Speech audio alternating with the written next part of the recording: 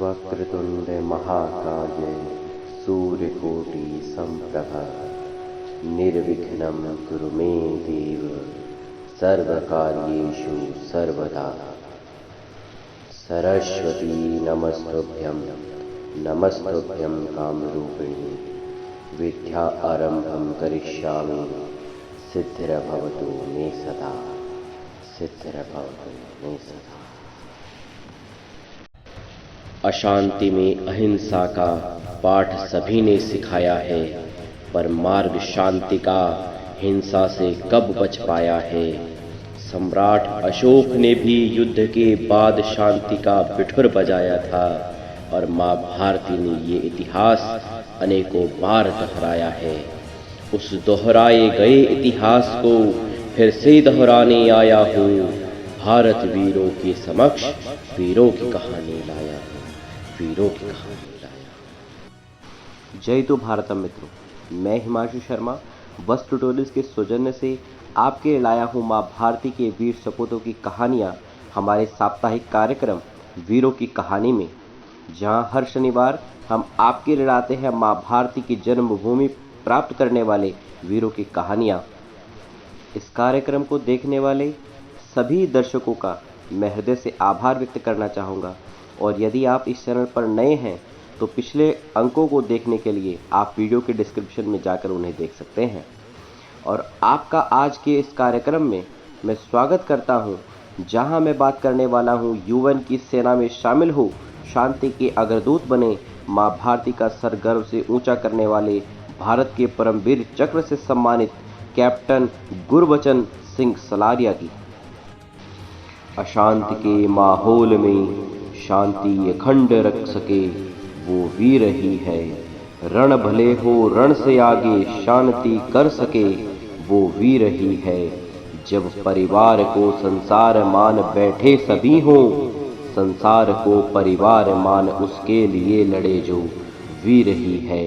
उस वीर के स्वरूप में माँ भारती के बलिदान गिराने आया हूँ। भारत वीरों के समक्ष वीरों की कहानी लाया हूँ, वीरों की कहानी लाया हूँ। गुरबचन सिंह सलारिया का जन्म 19 नवंबर 1935 को ब्रिटिश भारत के पंजाब के शकरगढ़ के पास एक गांव जामवाल में हुआ था।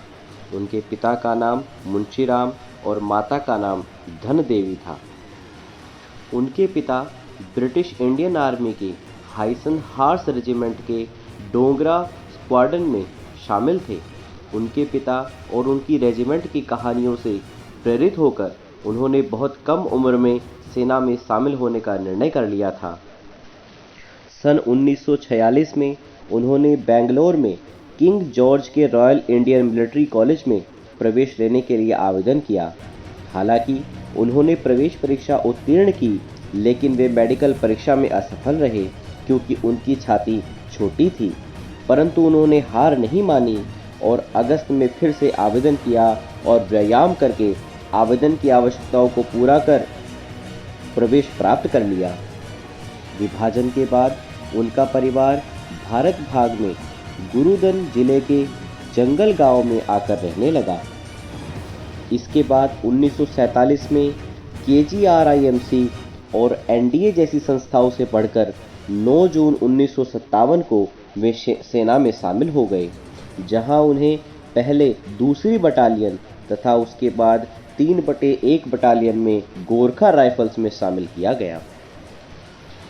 इसी बीच 1960 में कांगो गणराज्य बेल्जियम से स्वतंत्र हुआ, परंतु अश्वेत और श्वेत नागरिकों के बीच हिंसा भड़क उठी। बेल्जियम ने गोरों की रक्षा में फौज भेजी और कटंगा और दक्षिण कसाई क्षेत्रों को बांटने का काम शुरू किया, जिसके लिए कांगो सरकार ने यूएन से मदद मांगी और 14 जुलाई 1960 को यूएन ने कांगो में यूनाइटेड नेशन ऑपरेशन की स्थापना कर उसका जवाब दिया। मार्च और जून 1961 के बीच ब्रिगेडियर के AM राजा की कमान में भारत ने 19वीं इन्फेंट्री ब्रिगेड लगभग 3000 पुरुषों से युक्त फौज संयुक्त राष्ट्र में योगदान कर दी। भारत के भारतत्व की पहचान रही है ये सदा, किसी पर हुकूमत का ख्वाब सजाया नहीं हमने। दुनिया अपनी ताकत अपना जोश दिखाती रही सदा, पर सिंह होकर भी किसी को पांव तले दबाया नहीं हमने। पर ये समय आया है कि कुछ कर जाने को जी चाहता है, उस चाहत के अंगार तुम्हारे दिल में जगाने आया हूँ। भारत वीरों के समक्ष वीरों की कहानी लाया हूँ, वीरों की कहानी लाया हूँ। 24 नवंबर 1961 में संवाद के रास्ते बंद होते देख यूनाइटेड नेशन ने बलपूर्वक शांति स्थापित करवाने का निर्णय लिया और इसका अनुसरण किया गया। जेडर मेस ने इसके जवाब में रोड ब्लॉक बनाने आरंभ कर दिए। तब संयुक्त राष्ट्र की सेना ने ऑपरेशन यूएन ओकोएट की शुरुआत की, जिसका उद्देश्य जेडर मेस के द्वारा बनाए गए रोड ब्लॉक्स को हटाना था। 5 दिसंबर 1961 को 3/1 गोरखा राइफल्स को एलिजाबेथ विले कटंगा में एक रणनीतिक चौराहे पर जेडमेरी द्वारा स्थापित एक रोड ब्लॉक को साफ करने का आदेश दिया गया। योजना यह थी कि 2 स्वीडिश बख्तरबंद कारों वाली एक कंपनी सामने की स्थिति पर हमला करेगी और कैप्टन गुरबचन सिंह सलारिया गोरखाओं के 2 वर्गों और 2 स्वीडिश बख्तरबंद कर्मियों के साथ इस रोड ब्लॉक की ओर आगे बढ़ेंगे, ताकि एक अत्याधुनिक बल के रूप में कार्य किया जा सके।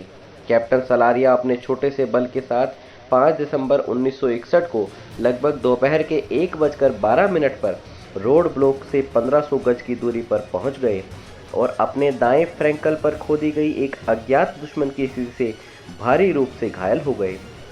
दुश्मन के पास 2 बख्तरबंद गाड़ियां भी थी और लगभग 90 आदमी कैप्टन की छोटी सी सेना का विरोध कर रहे थे।